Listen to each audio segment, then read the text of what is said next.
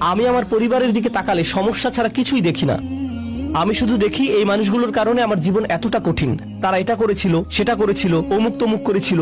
আপনার মাথায় সব সময় তাদের বিরুদ্ধে অভিযোগের তালিকা ঘুরতে থাকে, যেন আপনার মাথায় এর বসবাস। সর্বদা কল্পনায় বারবার ঝগড়ার সময়টাতে ফিরে যান। আমার এখনো মনে আছে তুমি কি কি করেছিলে, আমার এখনো মনে আছে তুমি কি বলেছিলে। তাদেরকে আপনি ওই ঘটনাগুলোর আলোকেই বিচার করেন।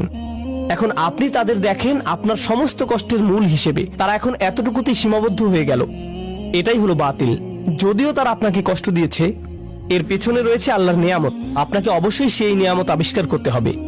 যদি তাদেরকে আপনার জীবনের অভিসম্পাদে সীমিত করে ফেলেন, যদি তাদেরকে জঘন্য মানুষে বা কষ্ট দেয়া মানুষে সীমিত করে ফেলেন, তারা মানুষ, তারা শয়তান নয়।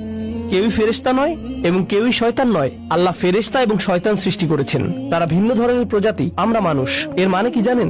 আমরা কখনো ফেরেশতার মতো ভালো কাজ করি, আবার আমরা কখনো শয়তানের মতো মন্দ কাজ করি। আমরা মানুষ, তাই কারো ভালো কিছু দেখে আপনি কখনো বলতে পারেন না এই মানুষটা শুধু ভালো কাজ করে। একইভাবে কারো মন্দ কিছু দেখে আপনি বলতে পারেন না এই মানুষটা শুধু মন্দ কাজ করে। এখন আমরা মানুষকে সীমিত করে ফেলি, বিশেষ করে আমাদের পরিবারে শুধু তাদের ভুল ত্রুটিতে সংকুচিত করে ফেলি, আর শুধু ওই ভুলগুলো দিয়ে তাদের বিচার করি। তখন আমরা একটি মিথ্যা বাতিল ভাবমূর্তি তৈরি করি তাদের সম্পর্কে। এর মাধ্যমে আমরা আসলে আল্লাহর একটা নিয়ামতকে অস্বীকার করছি। আপনি তাদের মাঝে ভালোটা লক্ষ্য করছেন না, কৃত ভুলগুলো কাটিয়ে উঠে ভালো হওয়ার সম্ভাবনাটা আপনি লক্ষ্য করছেন না। মানুষের পরিবর্তন সম্ভব, মানুষের উন্নতি সম্ভব, তাদের বিকাশ সম্ভব, কিন্তু আপনি বাতিলে বিশ্বাস করা শুরু করলেন। আর আল্লাহ এই ধরনের বাতিলের বিশ্বাসটাকে এই আয়াতে তুলে ধরেছেন। সুবহানাল্লাহ, কি অবিশ্বাস্য ছোট্ট একটি আয়াত, কিন্তু এটি পাল্টে দিয়েছে যেভাবে আমি নিজেকে দেখি, এবং এটি পাল্টে দিয়েছে যেভাবে আমি অন্যদেরকে দেখি। আমি এখন আর এই ধরনের কথাবার্তা সহ্য করতে পারি না। ও তোমার অমুক আঙ্কেল, ওনার কখনো পরিবর্তন হবে না। তোমার চাচাতো বোন, সে সব সময় এমনই থাকবে। এই মানুষগুলো আমি জানি, তুমি জানো না। আমার বাবা, ওনার ব্যাপারে আশা করে কোনো লাভ নেই, একেবারে আশাহীন।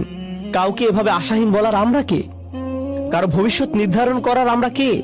আফাবিল বাতিলি ইউমিনুন ওয়া বিনি'মাতিল্লাহি হুম ইয়াকফুরুন।